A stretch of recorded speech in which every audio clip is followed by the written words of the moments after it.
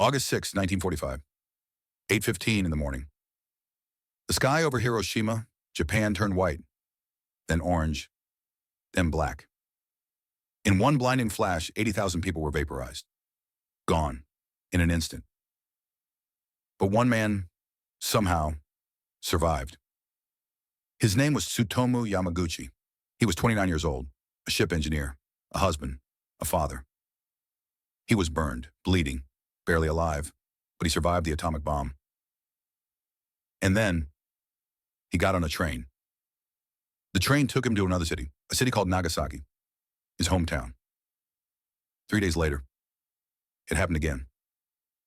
August 9th, 1945, 11:02 a.m. A second atomic bomb fell on Nagasaki. And Tsutomu Yamaguchi was right there. He survived both atomic bombs. He is the only person in history officially recognized as surviving both nuclear attacks. And he lived to be 93 years old. This is his story. To understand what happened to Tsutomu Yamaguchi, we have to go back to the beginning, back to a world at war. By 1945, World War II had been raging for 6 years. Europe was in ruins, millions were dead, and in the Pacific, Japan was fighting to the end. By 1945, World War II had been raging for 6 years. Europe was in ruins, millions were dead, and in the Pacific, Japan was fighting to the end. The Japanese military refused to surrender. They believed in fighting to the death, in dying with honor, in never giving up. By the summer of 1945, American forces had bombed over 60 Japanese cities. Tokyo was destroyed. Over 100,000 civilians killed in a single night of firebombing. But Japan still wouldn't surrender. President Harry Truman faced an impossible choice: invade Japan and lose potentially 1 million American soldiers, or use a new weapon, a weapon so powerful, so terrifying, that it could end the war in an instant. The atomic bomb. Developed in secret by the Manhattan Project, the atomic bomb was unlike anything humanity had ever created. One bomb, the destructive power of 15,000 tons of TNT, capable of obliterating an entire city. On July 16, 1945, the first atomic bomb was tested in the New Mexico desert. The explosion lit up the sky like a second sun. A mushroom cloud rose 7 miles into the atmosphere. J. Robert Oppenheimer, the scientist who led the project, watched the explosion and remembered a line from Hindu scripture: "Now I am become death, the destroyer of worlds." 3 weeks later, that bomb was loaded onto a B-29 bomber called the Enola Gay. Its target, Hiroshima. Hiroshima was a city of 350,000 people. It had factories, military headquarters, but mostly it had families, children, ordinary people living ordinary lives. And on the morning of August 6, 1945, one of those ordinary people was a young engineer named Tsutomu Yamaguchi. He was there on a business trip, designing ships for Mitsubishi Heavy Industries. It was supposed to be his last day in Hiroshima. He was planning to go home, back to Nagasaki, back to his wife and infant son. He had no idea that in a few hours his life would change forever. The morning of August 6 started like any other. Clear skies, warm weather, people heading to work, children playing in the streets. Tsutomu Yamaguchi woke up early. He had one final meeting at the Mitsubishi shipyard. Then he would catch the evening train home. He packed his bags, said goodbye to his colleagues, and started walking to the office. At 8:09 a.m., Japanese radar detected 3 American B-29 bombers approaching. But this was normal. American planes flew over Japan all the time. Sometimes they bombed. Sometimes they just did reconnaissance. The air raid sirens didn't even sound. People went about their day. No one was worried. At 8:15 a.m., everything changed. The Enola Gay, flying at 31,000 feet, released its payload, a 9,700-pound uranium bomb nicknamed Little Boy. The bomb fell for 43 seconds. 43 seconds of silence. 43 seconds where the world held its breath. And then, 1,900 feet above the city, it detonated. Flash. A light brighter than 1,000 suns. The temperature at ground zero reached 7,000 degrees Fahrenheit. Hotter than the surface of the sun. People within half a mile of the blast were vaporized instantly. Their shadows burned into the concrete. That's all that remained. Shadows. 1 second later, the shock wave hit. A wall of compressed air traveling at 700 miles per hour. Buildings exploded. Trees were ripped from the ground. Cars were thrown like toys. Tsutomu Yamaguchi was about 2 miles from ground zero. He was walking through a potato field when he saw the flash. He later described it like this. I saw a flash, a great flash in the sky, like a huge magnesium flare. I was blinded, and then I felt a tremendous gust of wind, and I was lifted off my feet. The blast wave threw him into a ditch. He was unconscious for several minutes. When he woke up, the world had changed. The sky was black. Smoke and ash filled the air. Buildings were flattened. Fires raged everywhere. Yamaguchi looked down at his body. His left side was badly burned. The skin on his face and arms hung in sheets. His eardrums were ruptured. He couldn't hear anything except a high-pitched ringing. And around him was hell. People stumbled through the streets like ghosts. Their clothes burned off, their skin blackened and peeling. Some were missing limbs, others were screaming. Many were silent, walking in shock, not even realizing they were dying. Yamaguchi found his 2 colleagues.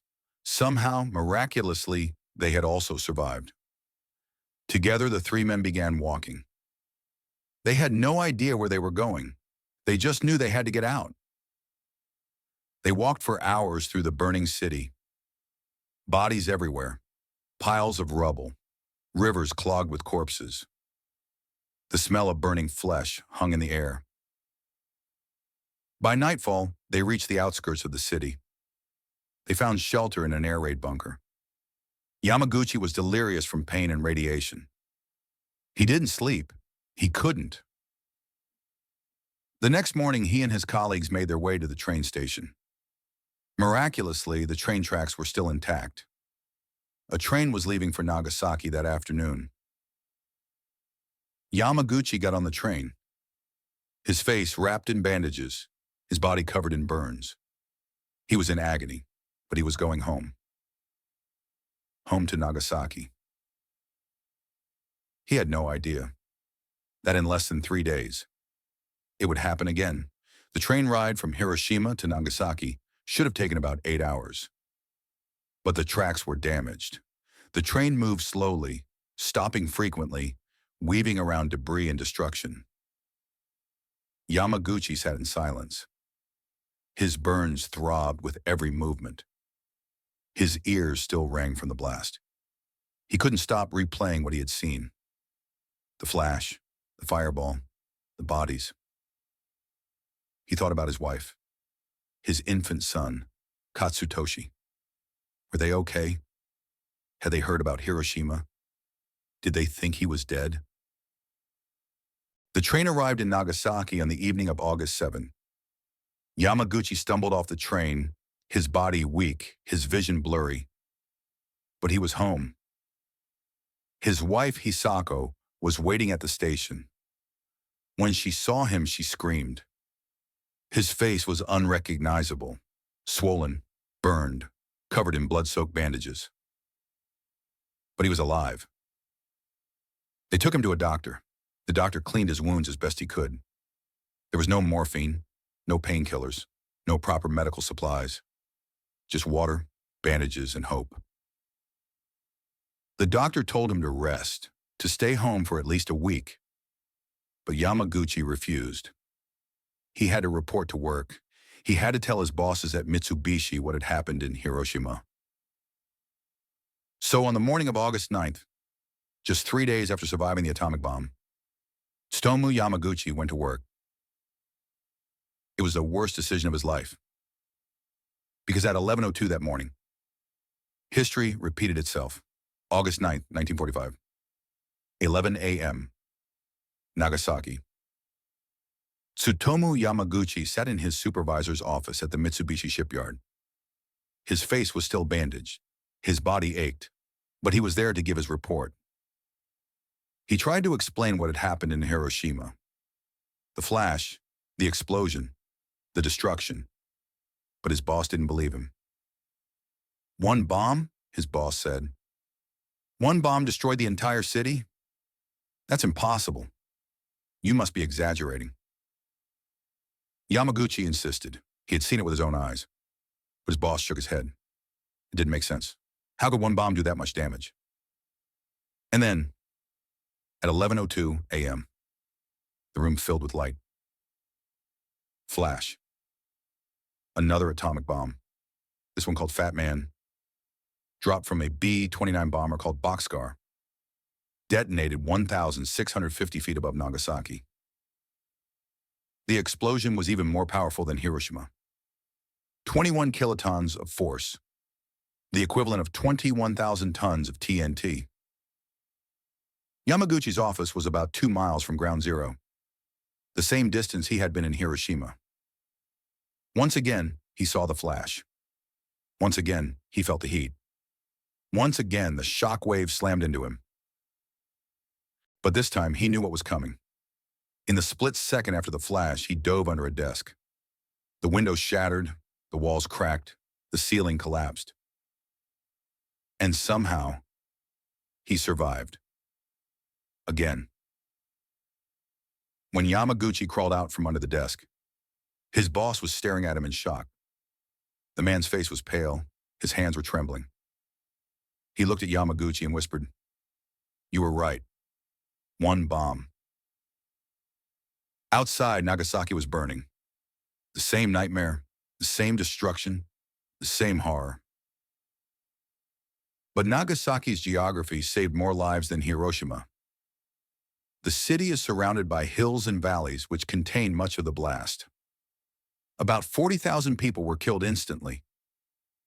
Tens of thousands more would die in the following weeks from radiation and burns. Yamaguchi ran home. Through the smoke, through the fire, through the screaming and chaos. His house was damaged but still standing. His wife and son were alive. Frightened, traumatized, but alive. Tsutomu Yamaguchi had survived both atomic bombs. 2 nuclear explosions, 3 days apart, in 2 different cities. The odds of this happening? Astronomical. Scientists later estimated that the probability of being in both Hiroshima and Nagasaki during the atomic bombings was roughly 1 in several million. He was the unluckiest man in the world. And somehow, the luckiest, 6 days after the Nagasaki bombing. On August 15, 1945, Emperor Hirohito announced Japan's surrender. The war was over. But for Tsutomu Yamaguchi, the nightmare was just beginning. The burns on his body slowly healed, leaving him with permanent scars. His hair fell out from radiation exposure. He suffered from nausea, fevers, and bleeding gums. He spent weeks in the hospital. Doctors didn't understand what was wrong with him. They had never treated radiation sickness before. They did what they could with bandages and rest. But the physical wounds were nothing compared to the psychological scars. Yamaguchi had nightmares every night. He saw the flash, The bodies, the burning children. He couldn't escape it. And for decades, he barely talked about it. In post-war Japan, atomic bomb survivors, called hibakusha, were stigmatized. People feared them. They believed radiation was contagious. Employers wouldn't hire them. Potential spouses wouldn't marry them. So Yamaguchi stayed silent. He went back to work at Mitsubishi. He raised his family. He tried to live a normal life. But the radiation never left his body. Over the years, he developed cataracts in both eyes. He lost hearing in his left ear permanently. He suffered from leukemia-like symptoms. His wife, Hisako, also suffered from radiation-related illness. She died in 2008 of kidney and liver cancer, likely caused by her exposure in Nagasaki. And yet, Yamaguchi lived. Year after year, decade after decade. He had 3 children, 2 daughters and a son. All of them were born healthy, defying the fears that radiation would damage his DNA. For 50 years, Yamaguchi lived quietly. He worked, he retired, he became a grandfather, and he tried not to think about the bombs. But then, in his 80s, something changed. He decided to speak. In the early 2000s, Tsutomu Yamaguchi began sharing his story publicly for the first time in over 50 years. He visited schools, he spoke at peace conferences, he gave interviews to journalists from around the world, and he had one message: never again. He said, "The reason I hate the atomic bomb is because of what it does to the dignity of human beings. I cannot understand why the world cannot understand the agony of nuclear weapons." In 2006, documentary filmmaker James Sturka made a film about Yamaguchi called Twice Survived, the doubly atomic bombed of Hiroshima and Nagasaki. The film brought international attention to his story. News outlets around the world covered it. People were shocked. How had they never heard of this man? And then, in 2009, something extraordinary happened. The Japanese government officially recognized Tsutomu Yamaguchi as a Niju Hibakusha, a double atomic bomb survivor. He was the only person in history to receive this recognition. Officially, documented, verified. There were other people in both cities during the bombings. Estimates suggest around 160 people were in Hiroshima and then traveled to Nagasaki before the second bomb fell. But most of them died, or never came forward, or couldn't prove they were in both cities. Yamaguchi was the only one with official documentation, the only one who survived both blasts and lived long enough to tell the world. In his final years, he became a vocal advocate for nuclear disarmament. He wrote letters to world leaders. He testified before the United Nations. He begged humanity to never use these weapons again. He once said, "I could have died on either of those days. The fact that I survived both means I was meant to tell the story. I was spared so that people would remember." On January 4th, 2010, at the age of 93, Tsutomu Yamaguchi died of stomach cancer at a hospital in Nagasaki. He had lived 65 years after surviving 2 atomic bombs. Today, Hiroshima and Nagasaki are thriving cities.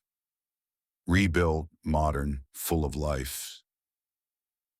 But in the heart of each city stands a memorial. The Hiroshima Peace Memorial, the Nagasaki Peace Park, places where the world comes to remember. Every year on August 6th and August 9th, survivors and their families gather. They light candles, they ring bells, they pray for peace. As of 2024, fewer than 100,000 hibakusha, remain alive. They are in their 80s and 90s now. Soon there will be no one left who remembers what it was like. But Tsutomu Yamaguchi's story will never be forgotten. Because he did what so many could not. He survived the impossible. And he used his survival to warn the world. His message was simple. Nuclear weapons must never be used again. In 1945, only 2 atomic bombs existed. Today, there are over 12,000 nuclear warheads in the world.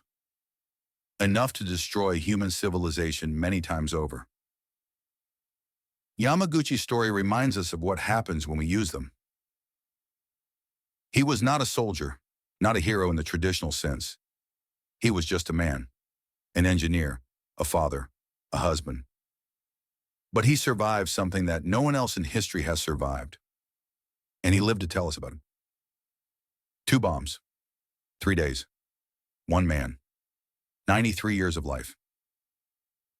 The story of Tsutomu Yamaguchi is a story of unimaginable suffering. But it's also a story of resilience, of hope, of the human will to survive. And most importantly, it's a reminder that even in the darkest moments, even when the world burns around us, we endure. Maybe that's the real lesson. Not that one man survived 2 atomic bombs, but that humanity itself can survive anything, if we choose peace over destruction. Remember Tsutomu Yamaguchi. Remember Hiroshima. Remember Nagasaki. Never again.